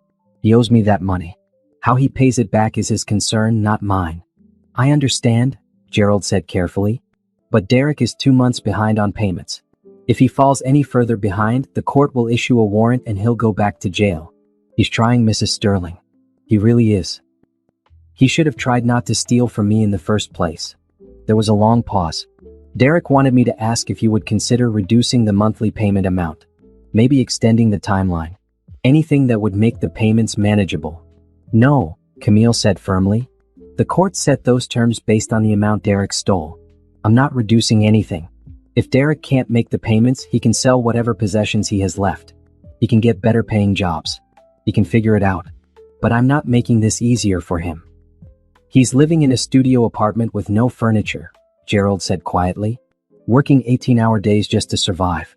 He's lost everything, Mrs. Sterling. At what point is the punishment enough? Camille felt a flash of anger. He tried to steal my company, Gerald.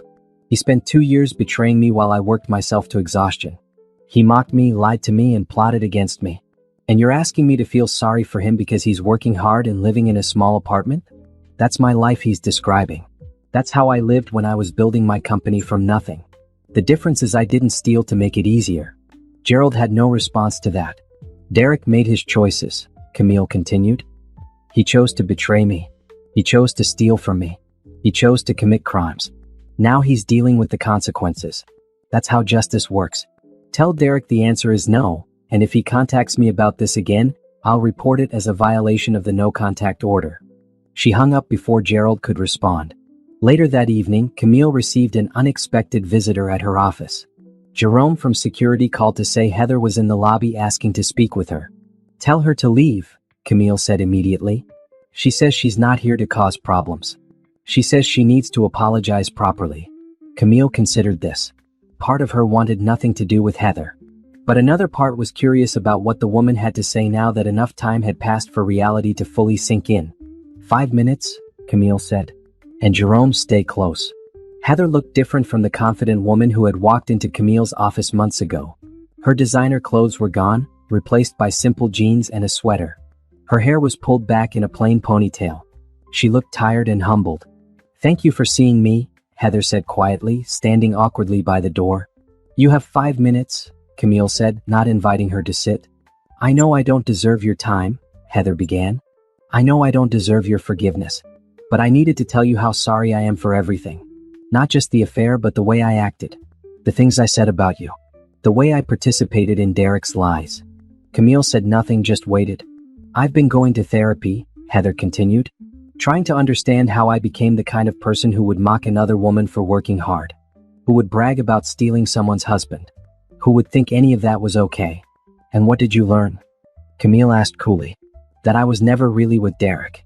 I was with the fantasy of him. The man he pretended to be. The successful businessman who chose me. But that man didn't exist. The real Derek was a liar and a thief who was using both of us. He wasn't using me, Camille corrected. He was stealing from me. There's a difference. You're right, Heather acknowledged. What he did to you was worse. You built something real and he tried to take it. I just got caught up in his lies. Camille studied the younger woman. Heather seemed genuinely remorseful, but that didn't change what had happened. Why are you really here? Camille asked. What do you want from me? Nothing, Heather said. I don't want anything from you. I just wanted you to know that I understand now. I understand what I did was wrong. I understand that you're not the boring, cold woman Derek described.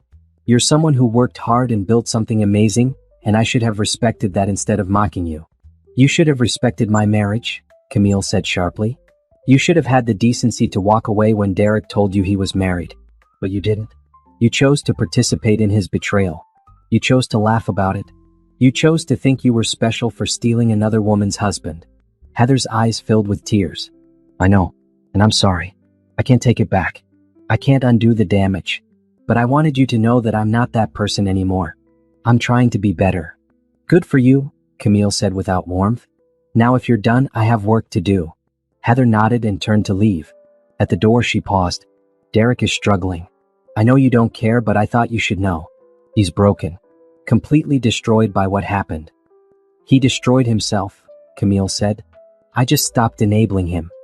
After Heather left, Camille sat alone in her office for a long time, thinking about the fallout from Derek's crimes. Everyone involved had been affected. Derek had lost everything. Heather had lost her fantasy life. And Camille had lost her trust in people. But there were positive changes too. Sterling Automotive was stronger than ever. Camille had established clear boundaries and learned to protect what was hers. She had proved to herself that she could face betrayal and come out stronger. The fallout continued in other ways. Derek's friends, the ones who had known about the affair and said nothing, found themselves facing consequences. Several of them had wives who learned about their silence and were furious. 2 marriages ended in divorce. Others were damaged badly enough that they might never recover. Camille received apologetic messages from some of these men, claiming they didn't know what to do when they found out about Derek's affair. She ignored most of them. Their silence had made them complicit. The story of Derek's theft and Camille's response spread through the business community, taking on a life of its own. Some people praised Camille for her strength. Others whispered that she had been too harsh, that she should have shown more mercy. Camille didn't care about the whispers. She had done what was necessary to protect herself and her company. People thought she was harsh, so be it. Better to be harsh than to be a victim. 4 months after the divorce, Camille attended a business dinner where she was being honored for her company's growth. As she accepted her award, she looked out at the crowd and saw familiar faces. Colleagues who had supported her. Employees who had worked hard to help Sterling Automotive succeed. Friends who had stood by her during the divorce. And in the back of the room, she saw Derek's empty chair. He would have attended this dinner a year ago, pretending to be important. But he wasn't here now. He was working 3 part-time jobs, living in a studio apartment, trying to pay back the money he stole. The fallout had been severe for everyone involved. But Camille had survived it. More than survived, she had thrived. In her acceptance speech, Camille didn't mention Derek or the divorce. She talked about building a business, overcoming obstacles, and staying focused on your goals even when life tries to knock you down. Success isn't just about working hard, she said. It's about protecting what you build. It's about refusing to let anyone take credit for your achievements. It's about knowing your worth and never settling for less than you deserve. The applause that followed was genuine. People respected what Camille had accomplished, both professionally and personally. She had faced betrayal and come out stronger. The fallout would continue for years. Derek's restitution payments, the ripple effects through their social circle, the ongoing recovery from emotional trauma. But Camille was ready for it. She had survived the worst. Everything else was just details. As she left the dinner that night, award in hand, Camille felt something she hadn't felt in years, genuine pride in herself. Not just for building a successful company, but for having the courage to demand respect, to refuse victimhood, and to fight for what was rightfully hers. The fallout had been brutal, but Camille had weathered the storm and emerged victorious. 6 months after the divorce was finalized, Camille walked into her company's new manufacturing facility in Ohio. The building still smelled of fresh paint and new machinery. Workers were setting up production lines while engineers tested equipment. This was Sterling Automotive Solutions' biggest expansion yet, and Camille had overseen every detail personally. "What do you think?" George asked, walking beside her with a tablet full of data. "We're 2 weeks ahead of schedule and under budget." "I think it's perfect," Camille said, watching her employees work with focused efficiency. "This facility will double our production capacity and create 300 new jobs. This is what real success looks like. Not luxury cars for mistresses. Not fake titles and borrowed glory. Real success built on hard work, smart decisions, and unwavering dedication." Back at headquarters the following week, Camille reviewed the company's annual report with satisfaction. Sterling Automotive Solutions had generated $320 million in revenue this year. Profit margins were up 32%. International contracts now represented 40% of total business. Every metric showed phenomenal growth. The company that Derek had tried to steal was now worth more than he could have ever imagined. And it belonged entirely to Camille. Her personal life had also undergone changes, though more slowly. Camille had started seeing a therapist regularly, working through the emotional impact of Derek's betrayal. The sessions were difficult but necessary. "You're allowed to feel hurt," her therapist, Dr. Williams, told her during one session. "You're allowed to grieve the relationship you thought you had. Being strong doesn't mean pretending you don't feel pain." Camille had cried during that session, finally letting herself feel the full weight of what Derek had taken from her. Not money, she could earn that back. But time, trust, and the belief that her marriage meant something. Those losses hurt in ways that courtroom victories couldn't heal. But she was healing slowly, learning to trust again, starting with herself. Learning that Derek's betrayal said nothing about her worth and everything about his character. Learning that she could be successful and respected without needing validation from a partner. One afternoon, Camille received an unexpected call from Patricia. "I have a business proposition for you," Patricia said. "I'm putting together an investment fund focused on women-owned businesses. I want you to be one of the founding partners." Camille listened as Patricia outlined the concept. Successful women entrepreneurs pooling resources to invest in and mentor other women starting businesses. It was ambitious and aligned perfectly with Camille's values. "I'm interested," Camille said. "Send me the details." The investment fund became Camille's passion project outside of Sterling Automotive. She worked with Patricia and 3 other women to establish criteria for investments and develop a mentorship program. They launched 6 months later with $50 million in initial funding. The first business they invested in was a young woman's tech startup. The founder, a brilliant engineer named Brianna, reminded Camille of herself 12 years ago, hungry, determined, and willing to work harder than anyone else to succeed. "Why are you doing this?" Brianna asked during their first mentorship meeting. "You don't know me. Why invest in my company?" "Because someone should have invested in mine when I was starting out," Camille said honestly. "Because I know how hard it is for women to get taken seriously in business. And because I believe in paying success forward." Over the next year, the investment fund backed 12 women-owned businesses. Camille personally mentored 5 of the founders, sharing everything she had learned about building and protecting a company. Some of them asked about her divorce, having read articles about Derek's crimes. "What's the most important lesson you learned?" one founder asked. "Protect what's yours," Camille said firmly. "Never give anyone access to your business just because you love them. Never put someone's name on anything they didn't earn. And never, ever let anyone take credit for your work. The moment you do, you've given them power to hurt you." The women nodded, taking notes. These lessons, learned through painful experience, were helping a new generation of entrepreneurs avoid similar pitfalls. 18 months after the divorce, Camille attended a charity event downtown. She was there representing Sterling Automotive, which had donated a significant amount to fund STEM education for young women. As she mingled with guests, someone approached her. "Camille Sterling? I'm Nathan Brooks. I work in renewable energy technology." Camille shook his hand, noting his genuine smile and direct eye contact.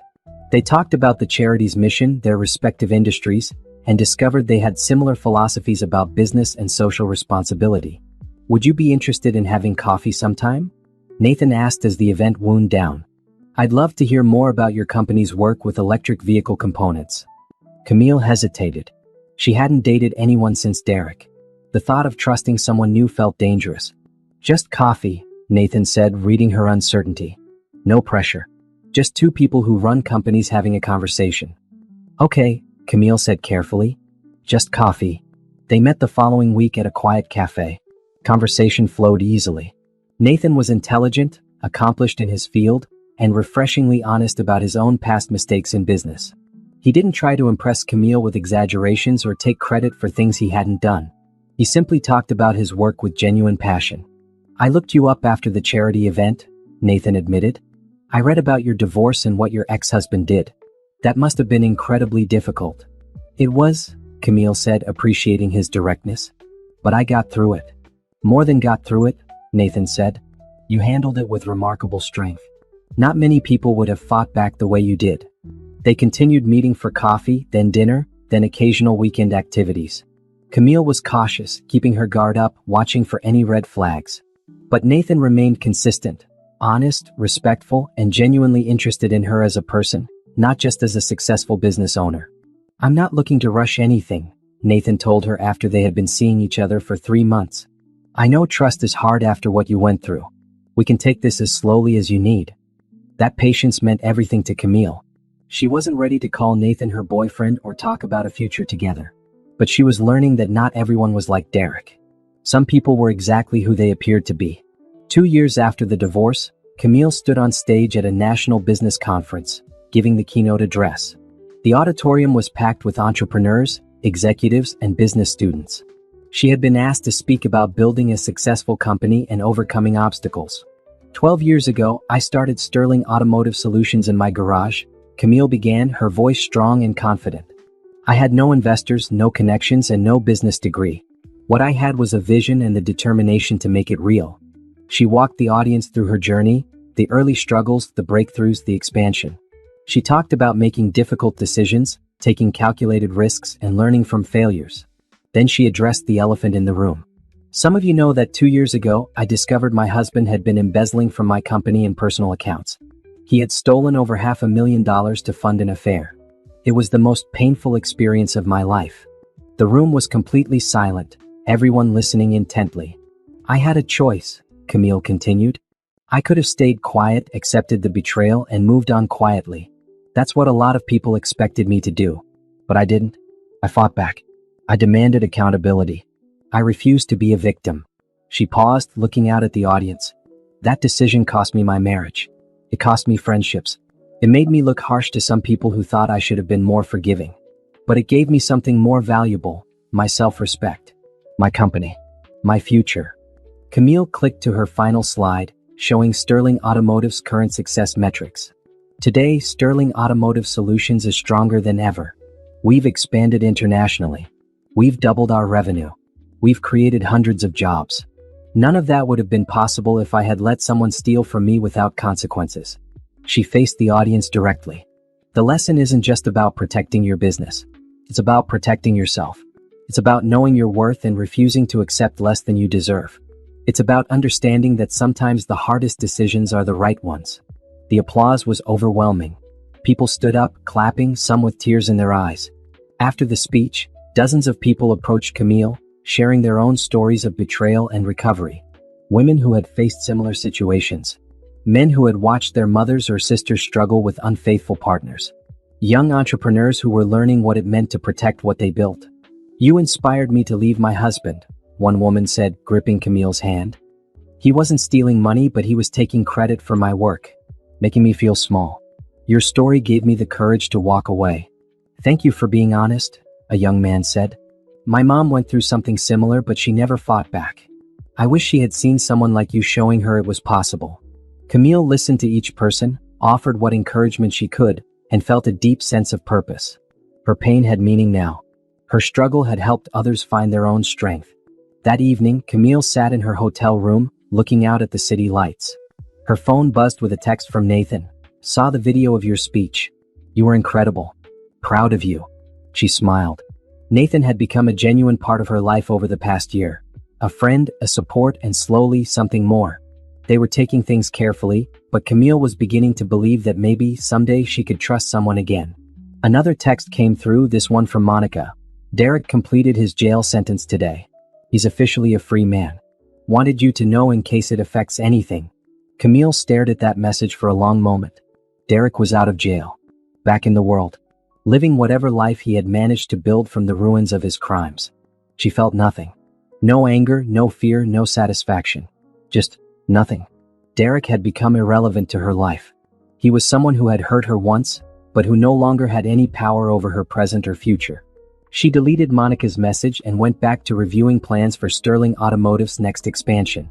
3 years after the divorce, Camille received a letter. It was forwarded through her lawyer.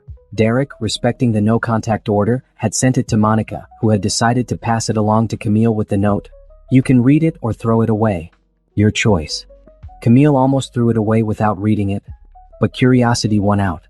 The letter was handwritten, Derek's familiar script filling 2 pages. Camille, I know I have no right to contact you even through lawyers.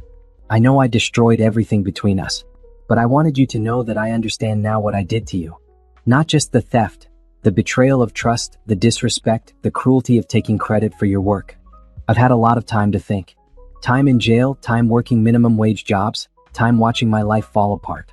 I blamed you for a long time. Thought you were too harsh, too unforgiving. But I was wrong. You did what you had to do to protect yourself and your company. I'm not asking for forgiveness. I don't deserve it. I'm not asking you to reduce my payments or help me. I know I have to live with the consequences of my actions. I just wanted you to know that you were right. About everything. You built something amazing and I tried to steal it. You trusted me and I betrayed that trust. You deserved better than what I gave you. I'm sorry for all of it. I hope you're happy. I hope you found success and peace. You deserve both. Derek. Camille read the letter twice, then carefully folded it and put it away. She didn't respond. There was nothing to say. Derek's apology, whether genuine or not, didn't change anything. It didn't undo the past or heal the wounds he had caused.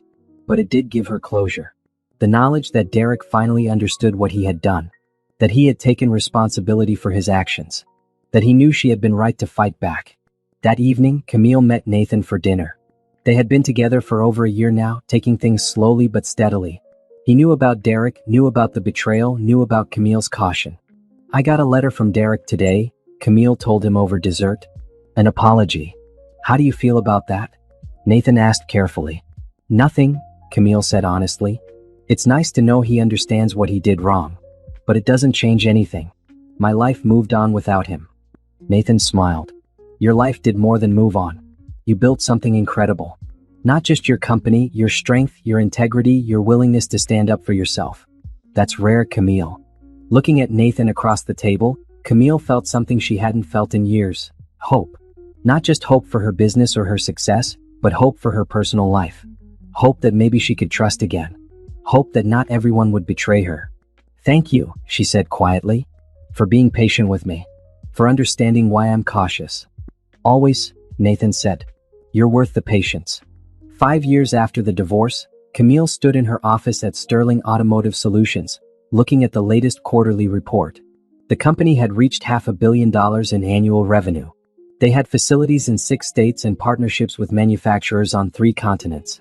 Over 2,000 people depended on Sterling Automotive for their livelihoods. And it was all hers. Every bit of it earned through hard work, smart decisions, and unwavering dedication. Camille's investment fund had backed 47 women-owned businesses, with a 90% success rate. Her mentorship program had helped hundreds of women entrepreneurs navigate the challenges of building companies. Her story had inspired countless others to stand up for themselves and refuse to accept betrayal. On her desk sat a photo from last month. Camille standing with the 12 women from her first investment cohort, all of them now running successful businesses. They called themselves Sterling Squad, a name that made Camille laugh but also touched her deeply. Her personal life had also found equilibrium. Nathan had proposed 6 months ago and Camille had said yes. They were planning a small wedding for next spring, just close friends and family. Camille had been nervous about marriage again, but Nathan had proved himself over 4 years of consistency, honesty, and genuine partnership. We'll get a prenup, Nathan had said before even proposing. I want you to feel completely secure. Your company, your assets, all protected. This marriage is about us, not about your money, That gesture had meant everything to Camille. Nathan understood that her caution came from experience, and he respected it completely. A knock on her office door interrupted Camille's thoughts. Jerome from security entered with an unusual expression. "You have a visitor," he said. "It's unusual. Derek Morrison is downstairs asking to see you. Says he knows he's not supposed to contact you, but he's asking if you'll make an exception just this once." Camille's first instinct was to refuse. The no-contact order was there for a reason. But curiosity made her pause. What could Derek possibly want after 5 years? "Tell him I'll give him 5 minutes, Camille said. "But you stay in the room with us." Derek looked completely different from the man she had divorced. He was thinner, his clothes were worn but clean, and his face showed every year of hard living. He looked like someone who had been broken down and was slowly rebuilding from nothing. "Thank you for seeing me," Derek said quietly, standing awkwardly just inside the door. "I know I don't have any right to be here." "You don't," Camille agreed. "What do you want?" "I wanted to tell you in person that I've finished my restitution payments," Derek said. "The last payment cleared yesterday. I know it took the full 5 years, but I did it. I paid back every penny." Camille nodded. She knew this already. Monica had informed her when the final payment arrived. But Derek clearly needed to say it himself. "I also wanted to tell you congratulations," Derek continued, "on your company's success, on your engagement. I saw the announcement, on everything you've accomplished. You deserve all of it." "Is that all?" Camille asked. Derek hesitated. "I wanted to ask you something. Not a favor, just advice. I'm trying to rebuild my life. I've been working, staying clean, going to therapy. But I don't know how to move forward when everyone knows what I did. How do I become someone trustworthy again?" Camille studied him for a long moment. This broken man asking for advice about rebuilding trust. The irony wasn't lost on her. "You don't get to become trustworthy again," Camille said bluntly. "Not with the people you hurt. Trust, once destroyed, doesn't come back. What you can do is become trustworthy going forward with new people. You can make different choices. You can be honest. You can work hard without stealing credit. But the people you betrayed? You don't get their trust back. That's the price you pay." Derek nodded slowly, absorbing this harsh truth. "That's fair. Thank you for being honest." "Derek," Camille said as he turned to leave, "did you actually learn anything from all this?" He paused, thinking carefully. "I learned that I was never the person I pretended to be. I wasn't successful. I wasn't important. I was just a man living off someone else's success and calling it my own. And I learned that the hard way." "Good," Camille said. "Then maybe you'll do better going forward." After Derek left, Jerome looked at Camille with admiration. "That was generous of you." "Seeing him, I mean." "It wasn't generous," Camille said. "It was closure. For both of us." That with Derek, but completely remodeled and redesigned. Every room reflected her taste now, unmarked by Derek's presence. Nathan was there, cooking dinner and singing along badly to music playing from his phone. He looked up when she entered and smiled. "How was your day?" "Interesting," Camille said, wrapping her arms around him. Derek came by the office. Nathan tensed slightly. "Everything okay?" "Everything's fine," Camille assured him. "He finished his restitution payments. Wanted to tell me in person. It's officially over now. How do you feel?" Camille considered the question. Relieved. Satisfied. Ready to never think about it again. Nathan kissed her forehead. "Then let's have dinner and talk about literally anything else. I was thinking we should finalize the wedding venue this week." They spent the evening planning their wedding, discussing honeymoon options, and laughing at Nathan's terrible cooking. It was normal and comfortable and exactly what Camille needed. Later that night, as Camille got ready for bed, she looked at herself in the mirror. The woman looking back was different from the one who had stood frozen in a parking garage 5 years ago, listening to a mistress mock her. That woman had been devastated, broken, unsure of her path forward. This woman was strong, confident, successful, healed. The journey from that parking garage to this moment had been brutal. It had required strength Camille didn't know she possessed. It had demanded that she fight when every instinct said to hide. It had forced her to value herself enough to demand accountability. But she had done it.